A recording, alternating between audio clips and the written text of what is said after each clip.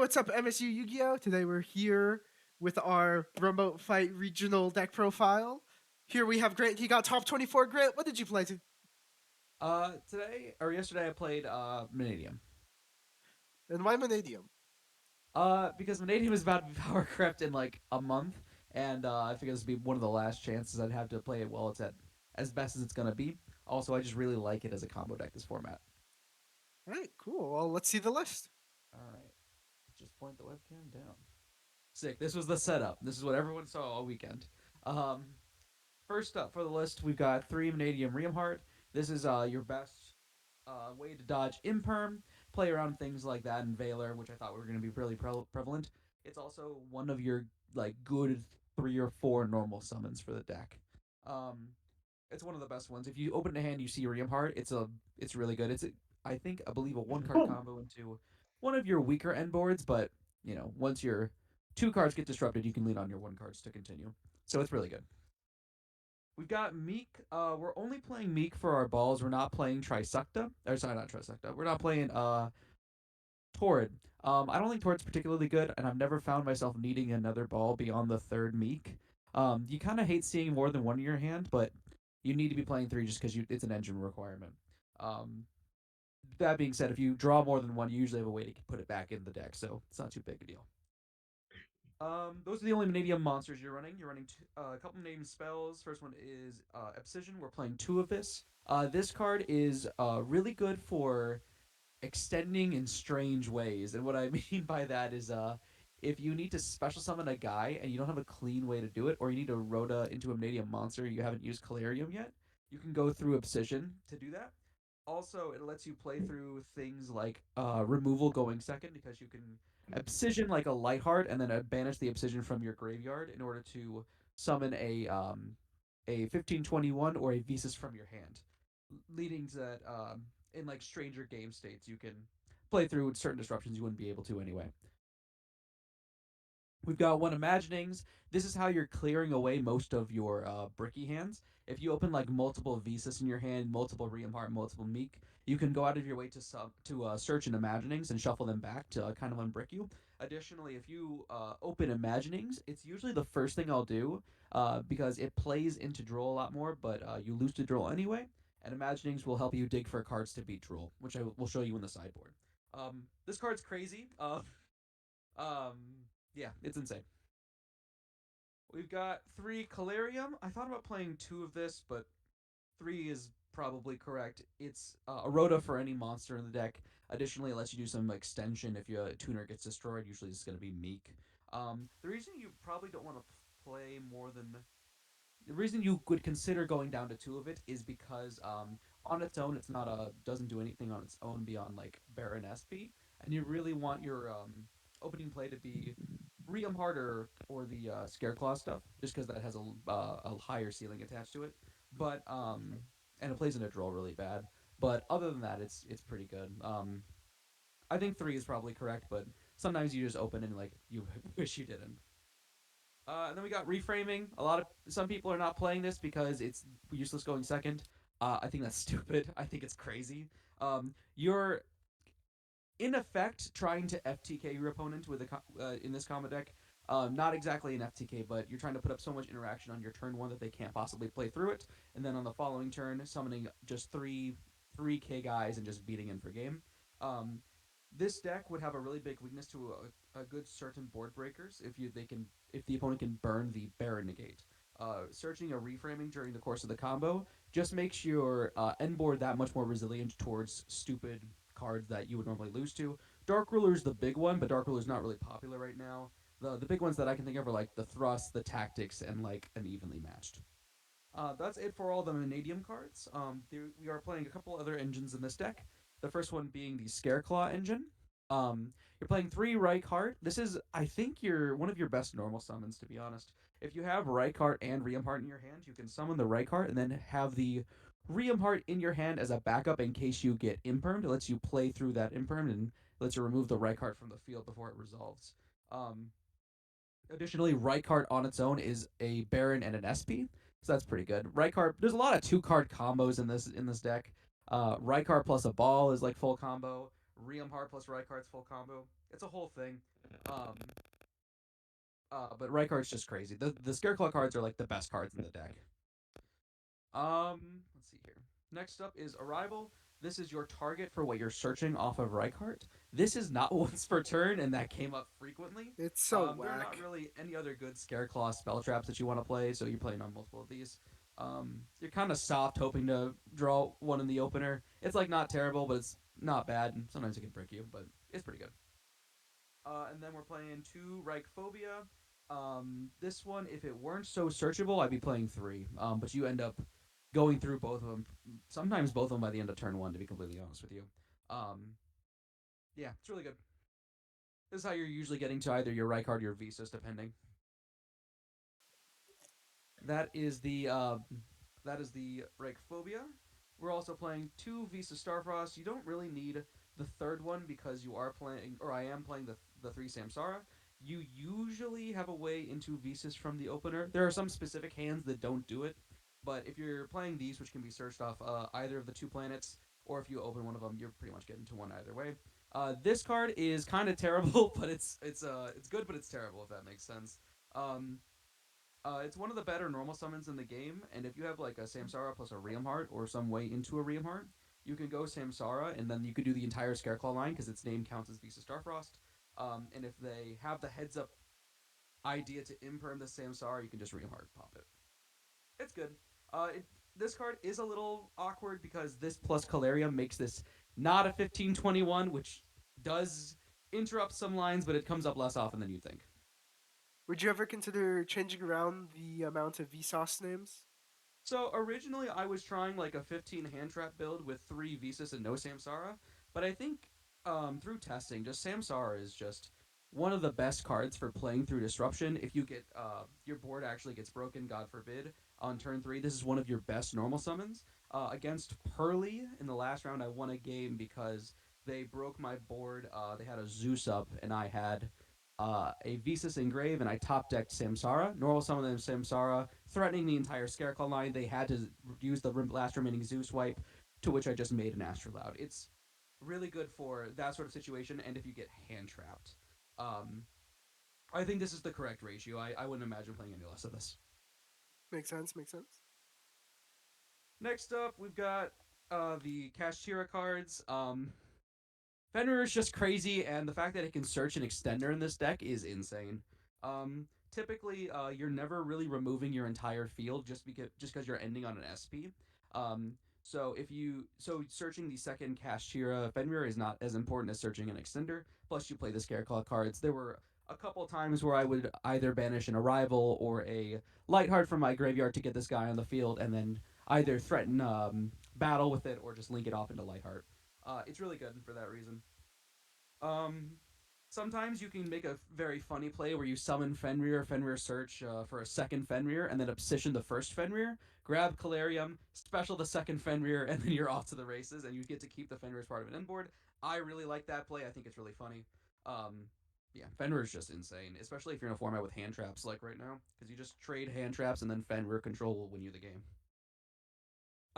Last card for the engine is Rhoda, just because this can get you into either Riamheart or Reichardt, depending on what you need. And sometimes there are a lot of hands where you're like one search off of like a Visas or a Reichardt that you need to get the Visas or Reichardt in. And then for hand traps, I'm a believer that if you're not playing like 9 to 12 at least hand traps, you shouldn't be playing any. For that reason, we are playing 12 hand traps. Um, we got Ash because it's like the best hand trap in the game. Droll. I was expecting not a lot of lab. I thought people would not be playing it until next week when rollback comes out, and I thought a lot of people would be on Race or Fire King. Droll was a house this event. Was really good against the runic decks that I fought. Was really good against the Pearly matches that I fought into. I fought two Pearly guys. Um, yeah, this is crazy. The other two hand traps we're playing are Valor and Imperm. Um, Both are just really solid, especially into like the most generic stuff. We're in a wide meta, so I just wanted to grab all the stuff that would apply the most to the most decks, and I feel pretty confident with the hand trap meta. The only one that I would consider changing out is the Droll, but I think Droll was crazy this weekend, so I would keep it exactly the same. Um, going forward, I don't think I'd have any changes to the main deck. The main deck is pretty much, I don't want to say solved, but I feel like I really like where the main deck is right now. In a week, do you think you'll be changing the hand chalk lineup? Um, let's see. So for I don't actually think so. Um, the matchups that this deck struggles with is like Tier if they're allowed to get off to the races, and Rescue Ace if they're allowed to get off to the races. You have a almost unlosable matchup versus something like a Labyrinth, even with transaction rollback. So you can afford to play cards in your main deck that aren't as good in the Labyrinth because your main deck, your engine will just slaughter Labyrinth on its own. So like I'm boarding cards for Labyrinth just because like post board it gets a little trickier, but I feel very confident with where the main deck is for the general metagame, even a week from now. Once Phantom Nightmare comes out, it might change. This would definitely stay in the main deck. I think it'd probably keep the Imperm. I might swap the Veilers out for like a Ghost Spell or something, depending on how I'm feeling. All right, makes sense. Makes sense. Now let's see what's in the extra deck. Extra deck. We've got two Lightheart. This is one of the best cards in the deck. Like I said earlier, the Scareclaw cards are the best cards in the entire deck. This one, because it can search you the Scareclaw field spell, and because it's not once per turn, not only is this card like one of your best bridges between the Mannadium half and the Scareclaw part of the engines, but it also searches you follow up. Typically, you're able to summon a Lightheart, pop it to summon a Visa Starfrost, and then because you have Visa, summon it back and link into a second Lightheart to grab the second field spell for next turn. It's really crazy. I have no idea why they thought this card was okay to friend the way that it did. It's because no one played any Scareclaw cards Because no before. one played any Scareclaw. So they put all the Scareclaw cards out in Difo, and they were like, all right, this is fine. Throw this in Pode. Um, Next we got Cross Sheep. This is how you're turning two guys plus an Astrolaud into Baron. It comes up all the time. This is the only extra card that I'm not playing multiples of that I would consider. I don't think it comes up often enough to do that, but it's definitely something I could see being played if the games were a little bit grindier. Right now, Mannadium wants to kind of end the game immediately, so one Cross Sheep is fine. Two SP. So fun fact, I have a buddy. His name is Noah. I bought the second SP because I kept losing to him on Fire Kings, and I have not seen him since. And I have not dueled against Fire King since. I didn't face Fire King at all during this regional. I have a feeling that if I did see Fire King a single time, then this SP would have been like goaded. This would have been $100 well spent. I only used the first one pretty much ever. Um, but I never felt like I wanted another link in this spot, like an Appaloosa. And I liked having the second one in like the reserve because it was always an option. Um, yeah, if I saw Fire King at all, I would have been very happy with that slot. But be what it be. Wide metas are wide metas. Those are all the links for the fusions. We've got two Astrolaud. You usually don't need the third one, and if you do, you can sometimes go through a couple hoops through Dispotter to shuffle one back from your banish zone back. You can banish it with SP and then put it back with Dispotter. But you almost never need the third one. This card is the only reason the deck is good. There are a lot of things in this deck that kind of like are a stars aligned sort of situation where the only reason the deck is good is because of the specific circumstances of its existence. This is one of those. It's just crazy. It's not once per turn. You can pop multiple things. I have no idea why they thought that was okay. Um, that's all for our fusions. For our synchros, we're playing Trisukta.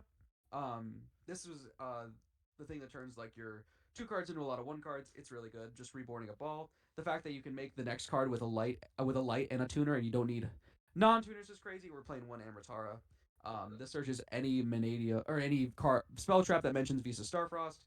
It bridges your two engines because you can make this with the Mannadium cards really easily. A ball plus a Realm Heart can go into Trisukta, which can go into this.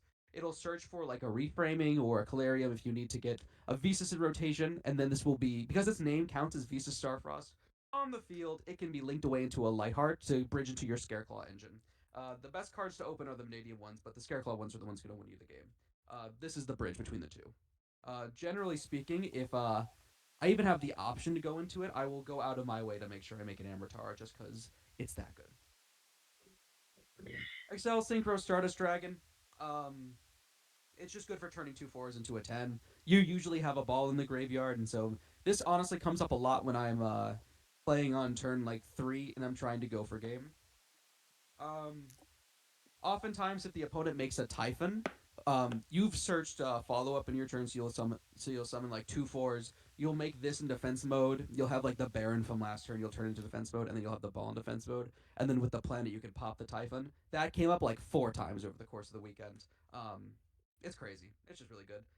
There are no other eights, and there's not really an eight I'd want to replace it with, except maybe Savage, maybe. Um, for the tens, we're playing two Baron de Fleur. The second one comes up frequently. Oftentimes they can out the first one, but if you summon the second one, they are just not doing well. The bounce back effect of Baron never came up, but there were several times where I considered it, especially for like a Fenrir. Um, One Dispotter. This is part of the end board. The usual end board you're ending on is like these two, reframing SP and maybe Chenging. Dispotter is great if it stays on the field. You get follow up, and it has a good interaction for playing around Nib. If you open like a Riam Heart and a Visas, it's just crazy. We've got Cheng Ying. Cheng Ying is part of the best end war that you can make. Um, Oftentimes, like the last thing that stops your opponent from being able to break your board is the Cheng Ying, because you can have a banish whenever you want by using the graveyard effect of reframing to shuffle back 3 Mannadiums. A card was banished, so you can activate the Cheng Ying to non-targeting banish a card on the field and a card in the graveyard. It is God's solution to every terrible board state. If you've got like a dragoon on the field, you can Chenging it away. Anything that's untargetable, anything that they can just swap out with another guy, you can get rid of it. This is crazy. And again, I talk about Fire King a lot, but this is even better into Fire Kings, which I think is going to be a lot of the format in just like a couple weeks. And then the last one is Crimson Dragon. It's an engine requirement. It's how you're making Dispotter on your turn one. Um, that's it for the extra deck. I think the extra deck is like perfect. I can't think of a single thing I've changed. The list just felt insane the entire weekend. I think I think it was a really good list for the event. The only thing that I probably changed is like the side deck, just because some of the cards didn't come up. Um, the Well, first one let's is hear it. Nib. I didn't really see any decks that Nib would be good into. Mannadium being one of them. Combo decks. I don't really find any combo decks except like Runic combo decks. Nib would never really came in, but if my matchups were different, I think Nib would have gone crazy. Then there's Ghost Spell. I didn't find any Labyrinth or any Fire King. If I did, I'm sure Ghost Spell would have gone crazy. Dude, what Um, were your matchups? What? my matchups were like it was Runic Bestial, Runic Spellbook. Here I wrote them down: Pearly, Braided Chimera, Blind Second Kashtira, Vanquish Soul, Rescue Ace, and then Pearly. Again, um, yeah, none of those decks Nib goes particularly crazy against. None of, and Bell is only okay against some of them. So, Makes sense. uh, the main deck actually was doing the majority of the hard work there. I lost like only 2 game 1s over the course of the entire event. Pankratops, this card's insane.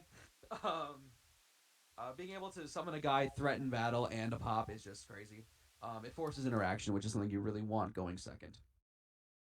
Um, Generally speaking, with this deck, there's a lot of like choke points that if your opponent hits, they can very easily deal with your board. Pinkertops just makes that one thing that's harder to deal with. Plus, if you, it's like Fenrir, where if you just special it against an SP, you can instantly threaten that SP with no investment. This deck has one problem, exactly one glaring issue, and that is exactly Droll and Lockbird. You're playing 4 cards to beat it.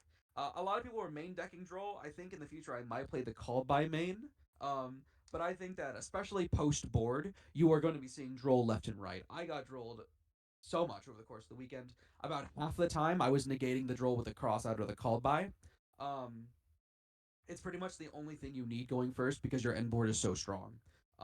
This is the only thing that can beat you is like 2 or 3 hand traps or exactly Droll, and this will insulate you against both. There is a debate whether you want to be playing tactics or cross out. I think either are fine, but I preferred cross out in that slot. And then lastly, Lightning Storm and Harpies. These were okay. They come in pretty generically. Usually my board plan for going second.